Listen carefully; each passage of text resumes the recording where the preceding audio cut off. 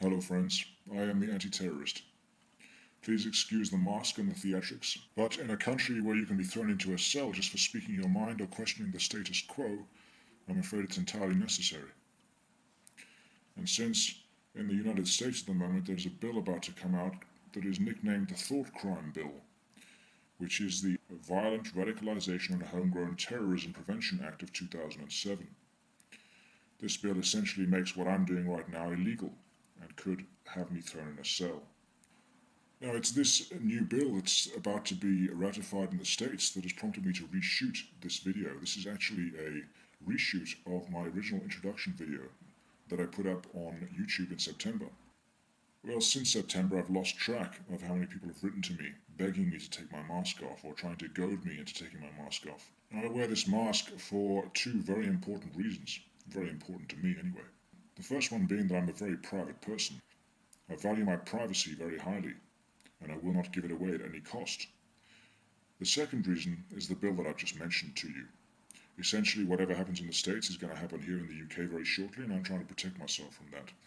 And that is why I hide my IP address, I disguise my voice, and I hide my face. Now, the information that I have to present to you is far more important than my identity.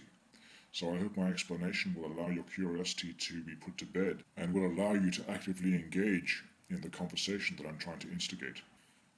Another reason I'm wearing a mask is to help you with your conditioning, to help you get used to the fact that our police will soon be wearing masks too. Masks that will enable them to be unaccountable and to protect them from you while they're exercising their ridiculous statutory powers upon you. So why am I doing this? What is the point of these broadcasts? Essentially, unless you've been living in a cave for the last 5 years, you'll know that the New World Order is very much alive and well, and its progress is accelerating at an exponential rate. You will have noticed that in the last 2 to 3 years, the sheer number of police on today's streets has increased exponentially too. Not all of them are real police officers, some of them are community support officers, but they are certainly more visible. And I would contend that we are now living in a police state. Tony Blair certainly put that legislation into place, and Gordon Brown could activate it at any point. We could go into martial law tomorrow morning at 8 o'clock if absolutely necessary. All of the cogs and gears are in place for that to happen quite easily. Now, I want to make it very clear that I am not a conspiracy theorist. I like to be called a conspiracist. I do not deal in theory. Every bit of information I present to you will be backed up by facts. There may be a certain amount of conjecture and hearsay, but the majority of it will be provable. I may assert certain things that may only have circumstantial evidence to back it up at this present time, but I believe them to be true, and that is the context with which I offer it. For instance, 9/11 was an inside job. I have no doubt whatsoever in my mind, even though all we really know as fact is that 2 planes hit 2 buildings and 3 buildings fell down. Those are the facts. Everything else is hearsay and conjecture, but the circumstantial evidence certainly points towards it being an inside job, if not gross negligence and complicity. Now, if you are open-minded enough and educated enough to look for videos like mine, to study them carefully, and have a political opinion, you will know what's going on in the States at the moment. You'll know that 9/11 was an inside job.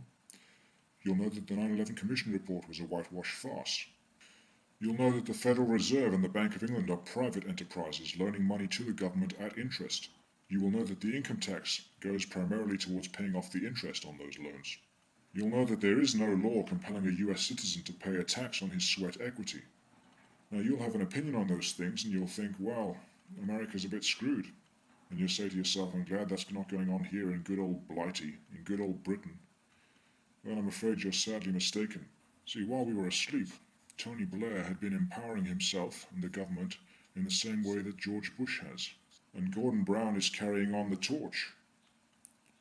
And you'd think to yourself, well, our Prime Minister wouldn't be as much of a despot as George Bush has been. But you are very wrong, I'm afraid. You see, recently there was a demonstration outside Parliament, anti-hunting demonstration. But that was just simply a distraction, because what was going on inside Parliament was far more sinister. Inside Parliament, Tony Blair was passing the Legislative and Regulatory Reform Bill, which basically gives him wartime powers. Now, I know for a fact that most of us awake Brits were watching the 2000 and 2004 election and re-election of George Bush with our mouths agape, wondering what the hell was going on. And all the while we were sleeping, Tony Blair and Gordon Brown had a pint in a pub and just decided to switch horses mid-race, and no one batted an eyelid. No one thinks it's slightly odd that we too, without a referendum, without so much as a by your leave, we now have a new leader no one voted in. No one even noticed that. Incredible. For the first time in British political history, the party in power switch horses halfway through the race, and no one gets to say a word about it. If Gordon Brown had been the offered leader of the Labour Party when they first got into power, Labour would not have got into power. Gordon Brown was not like then and he's not like now. But somehow we have him in power. Bizarre, don't you think? You Americans think you've got problems. You might not know this, but London has the highest concentration of CCTV cameras in the whole world. There is not a single place in central London you can walk without being caught on camera from some angle or other. We are watched everywhere we go, and of course, it's all for our safety. And you try pointing a camera in central London at one of our glorious police officers for any more than 2 or 3 minutes. You'll soon be told to turn that camera off sharpish, and they'll use the anti-terrorism legislation and threats and coercion to force you to put your camera away. But of course, if you turn around and point to the nearest camera and say, well, would you mind not filming me then? They'll just laugh and try and have a little joke with you because, of course, they're just doing their job. And that's my main concern with regards to the police, is that they answer to a corrupt government, and so they are compromised, and they are a danger to us unless we educate them. And then we have 7/7 in London, which was a devastating event. But of course we Brits are used to a little bit of terrorism, and we got back on with our business the next day. And that philosophy was what allowed Tony Blair to ignore our calls for an investigation. Because of course we had David Shayler, an ex-MI5 employee, offering his educated opinion on the day that it was an inside job as well. And of course there were lots of other coincidences involving training exercises going on at exactly the same tube stations, at exactly the same manner as happened in 9/11 with regards to the NORAD stand-down debacle. So essentially there are a lot of unanswered questions regarding 7/7, and there's no investigation going on, and we're just told to forget about it and move on with our lives. Now, I personally believe it was another contrived event like 9/11, that our governments are using these two contrived events to justify bringing about statutory legislation with a view to removing our civil liberties, our personal freedoms, and our privacy. Now, there may well be individuals in Iran or Iraq that buy into the American dream and the idea of the freedom that they think we have, and may be very jealous and may want to take it away from us. But those two events, 9/11 and 7/7 in London, were manufactured events with a view to forwarding the New World Order agenda. Now, you might say to yourself, if you've got nothing to hide, why worry about the cameras? Why worry about the legislation? If a policeman stops, you just empty your pockets. There's nothing to fear from the policeman.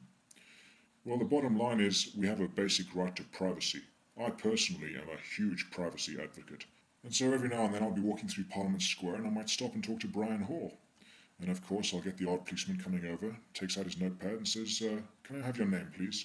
And I delight in asking certain questions like, am I obliged to give you that information? And of course the police officer then has to smile and say, no, you're not. And I say, well, thank you very much. Have a good day. And they smile and they turn around and walk away. And that's all it takes. Now my question to you non-believers out there is, how much government corruption are you prepared to accept before you understand and concede that we're being shafted? For instance, in the UK here, we have a government that is trying to force us into the EU without consent or a referendum, and you'll rarely see it in the news at all. We have a government that will sanction illegal activity by our SAS in Iraq, having them dress up as Sunnis or Shiites to inflame conflict. We have a government that is complicit in an illegal invasion of Iraq, because after all, they didn't find any weapons of mass destruction, did they? So there was no probable cause to invade. Yet here we are, and of course we all know that we're not there to spread democracy. So my question is, if you concede that our government is corrupt to some degree or other, even if they're 1% corrupt, how much corruption will you accept? Personally, I have a zero-tolerance policy on corruption. You see, I'm not anti-government, I'm just anti-corrupt government. Aren't you?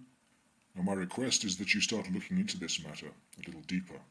It's very difficult to sort the wheat from the chaff in terms of what's on YouTube at the moment, but I'm sure if you're committed you will find the right sources and you will find the information that will prove that we are heading towards a very dark place right now. I would urge you to have conversations with your friends regarding the issues of the RFID chip, the one world religion, the one world currency. What will the one world religion be? Will it be Catholicism? Will it be Islam? What will the currency be? Who will control that currency? Who will have a controlling interest in the central banks that are controlling this currency? These are important questions, and they affect you, whether you believe in this conspiracy or not. Keep an open mind, ask questions, engage in the conversation. Thanks for listening.